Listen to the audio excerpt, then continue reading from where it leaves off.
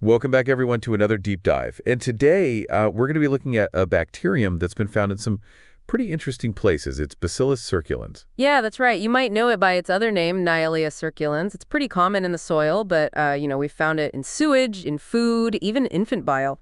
Pretty incredible, right?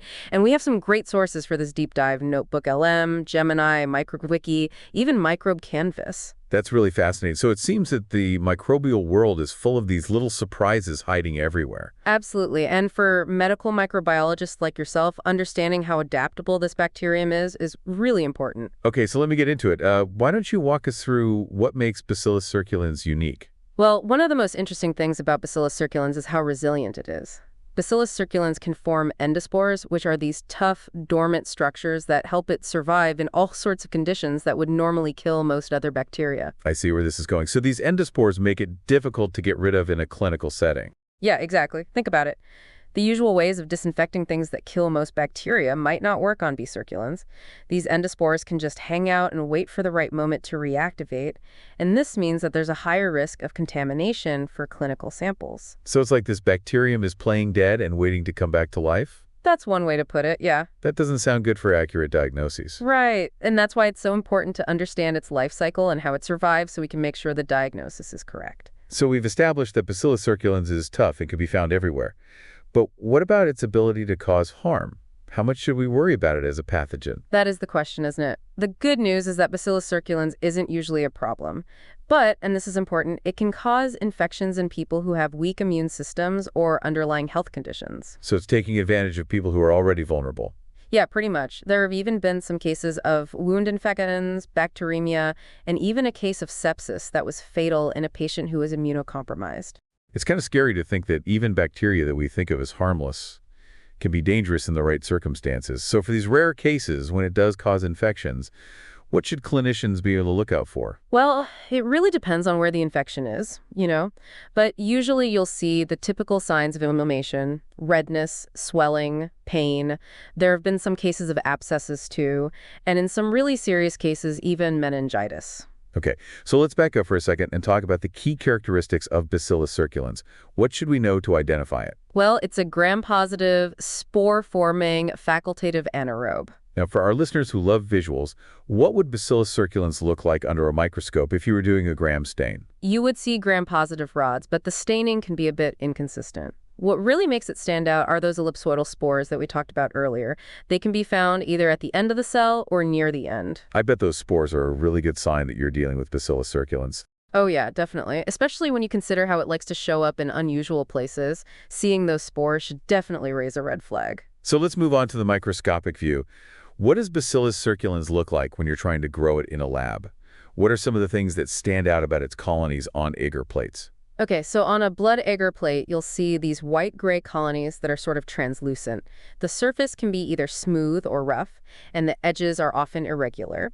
And get this, sometimes you'll even see something called swarming motility, where the colonies actually spread across the plate. And about 13% of strains even have this unique kind of branching root-like appearance. It sounds like there's quite a bit of variation in how the colonies look. Yeah, and that's something important to remember when you're trying to identify B. circulans in the lab. It doesn't always look the same. So we've got the gram stain and how it looks when you grow it in a lab. Is there anything else that can help us identify Bacillus circulans? Absolutely.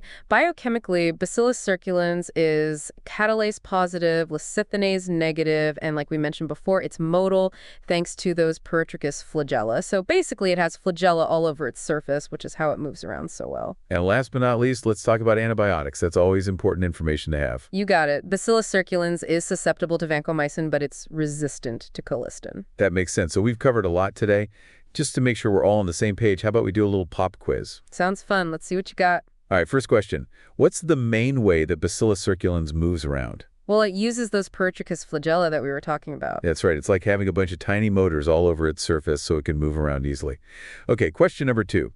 If you were looking at B. circulans colonies on a blood agar plate, what would they look like? Usually they're these white-gray colonies, kind of see-through, and the surface can be smooth or rough. The edges are usually kind of irregular, and sometimes they'll spread out across the plate. That's called swarming motility.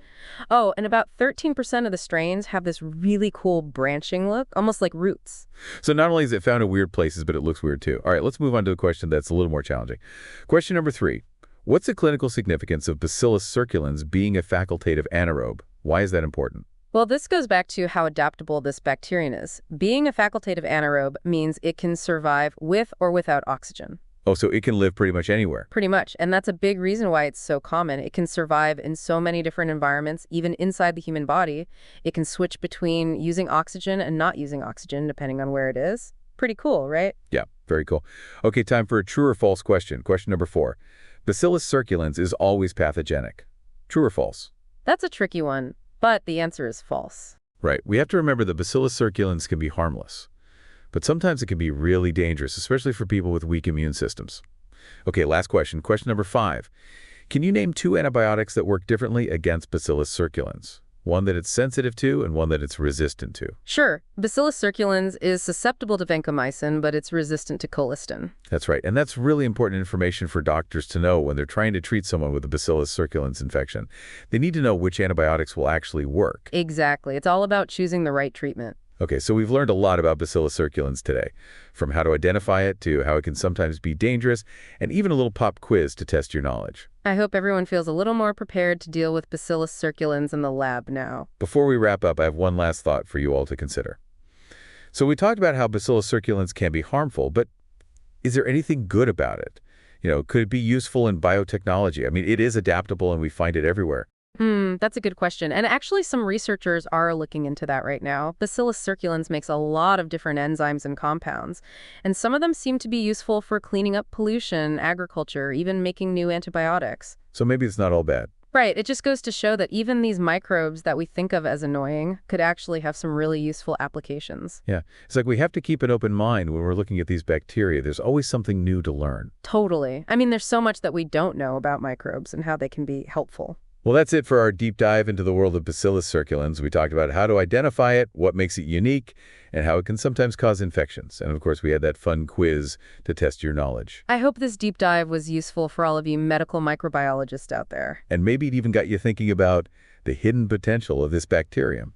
The world of microbes is full of surprises. There's always something new to discover. So keep asking questions, and who knows what you might find. That's all for today. Thanks for listening.